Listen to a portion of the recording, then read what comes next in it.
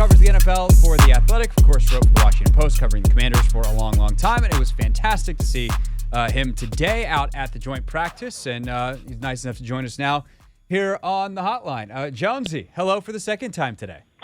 What's up, man? How you doing? Doing well. Just talking for 3 hours about a 2-hour practice. That is the job, you know? Yep.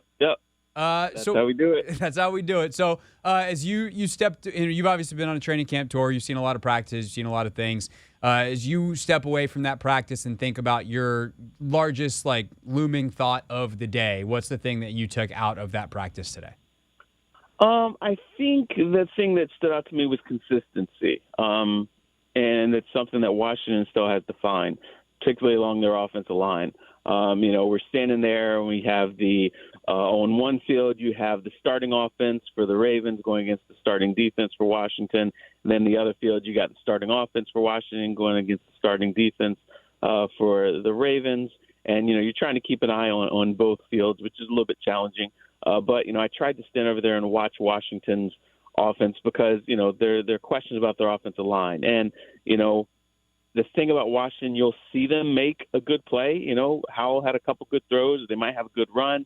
But then the next play after that, the offensive line gets overwhelmed and Howell gets sacked. Or there's a penalty that negates a good play.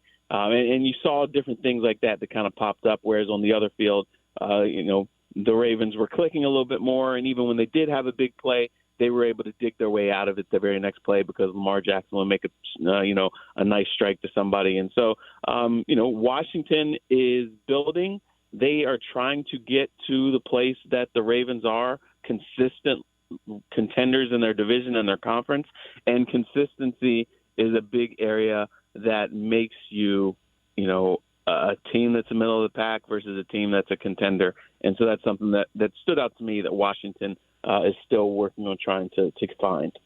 How good is your good is not really the answer. It's how consistently can you produce it. You've been doing this long enough to watch teams evolve and kind of get a feel for when a team's got to be playing at a certain level in order to play well in the regular season. Is kind of where Washington is at a good enough level that you think they can use the rest of the time in camp to solidify this, or is this who they are? This is a team that's going to be frustratingly inconsistent all season long, have weeks of brilliance and weeks where we just wonder why they didn't do more to address that offensive line in the offseason. Yeah, it's still early. And again, you're not going full all out physical hitting and thudding and, you're kind of thumping each other here and there. But I do feel like that offensive line is going to be the big, question area for them. I mean, I saw Howell make some plays. I think that he's got a quick enough release and he's got the mobility.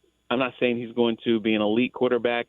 He could be a Kirk Cousins type quarterback. You know how Kirk was early in his career, where he's able to make plays and he needs help winning games, but he can keep you in games.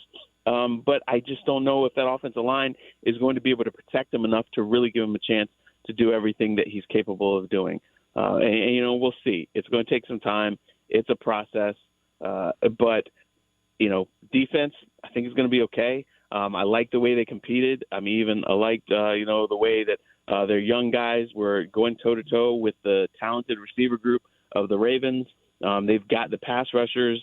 They've got, guys at the second level to make plays against the run in the pass. But, they've got good wide receivers. They've got good running backs. But that offensive line is the real question mark, and that's going to make the difference when they go against a team like the Eagles with a good defensive front, or the Cowboys with a really good defensive front. And so that's why for Washington, they still might be a year or two off. Mike Jones from The Athletic with us here on the Hoffman Show. Of course, anytime there's any kind of scuffle at a joint practice, it's what everyone wants to talk about. To me, I looked at those. I'm like, man, the Ravens, they're super physical, but they seem to cross some lines. How'd you see those scuffles, and how big of a deal are they at a joint practice? It's not a huge deal as long as you're able to keep it in check, and they were able to do that.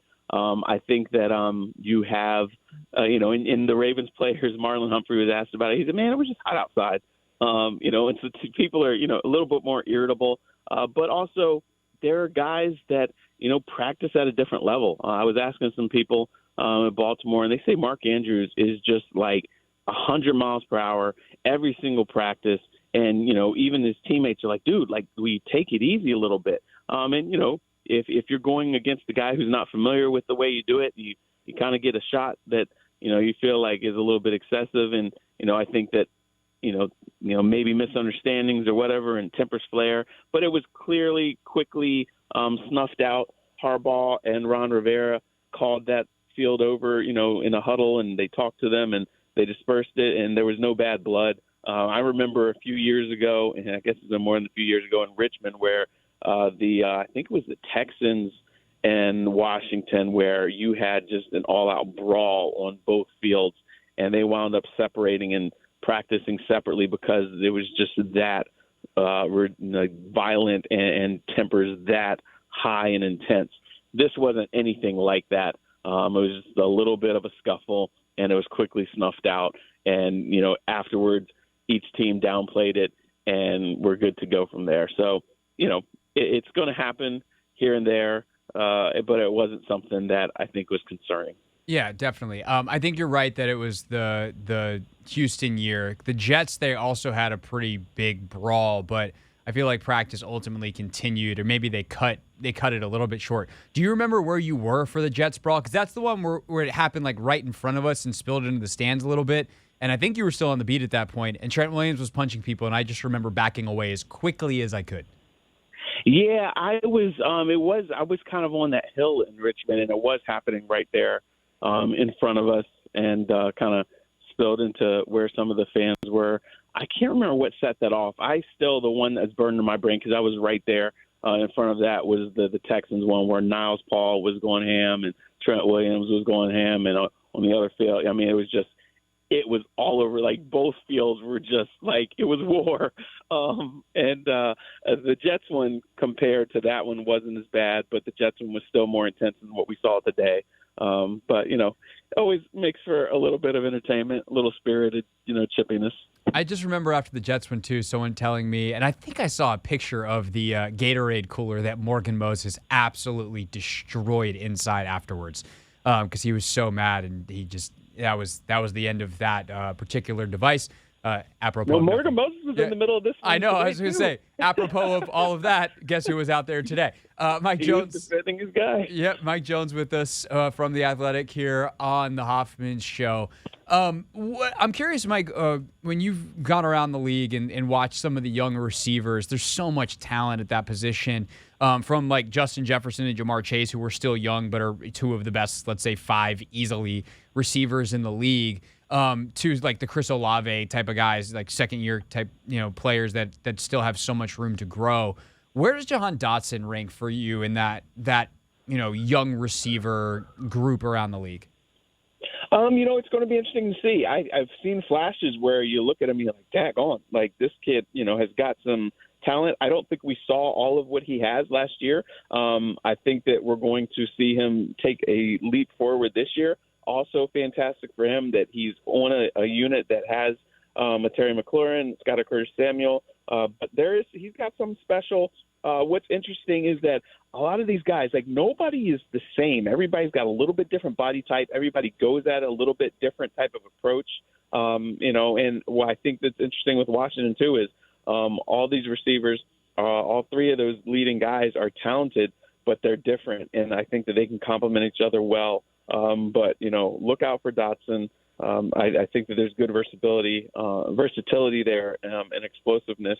So it's going to depend on if his quarterback can get him the ball. I think Howell can do it.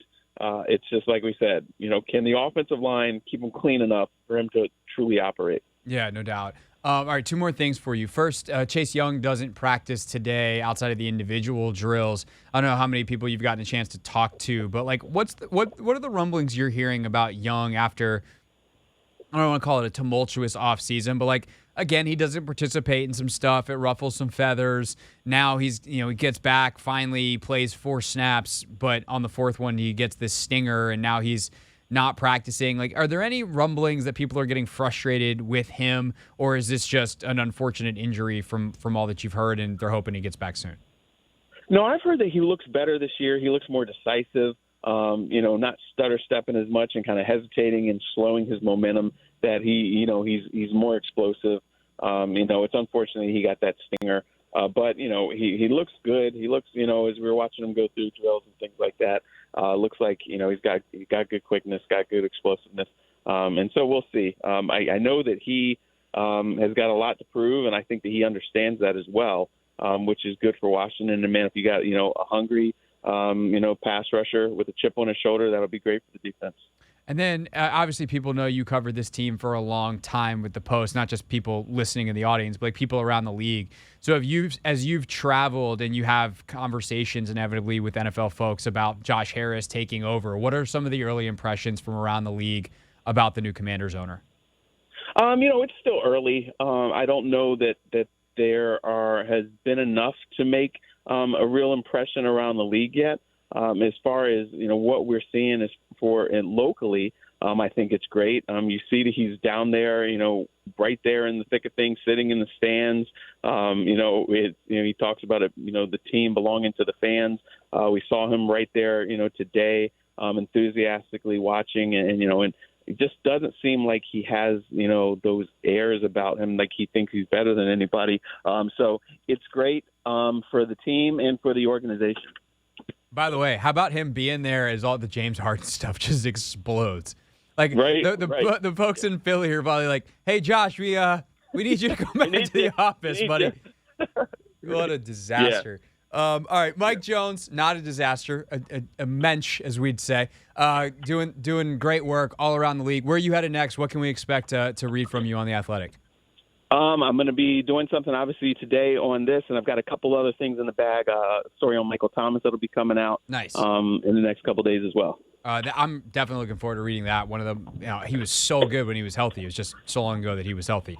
Can't wait to read it. Mike Jones, The Athletic, always appreciate you, sir. Great to see you today, and hopefully I'll catch you in Ashburn at some point this season. All right, man. Thanks. I'll see you. This is The Hoffman Show on the Team 980 and the Odyssey app.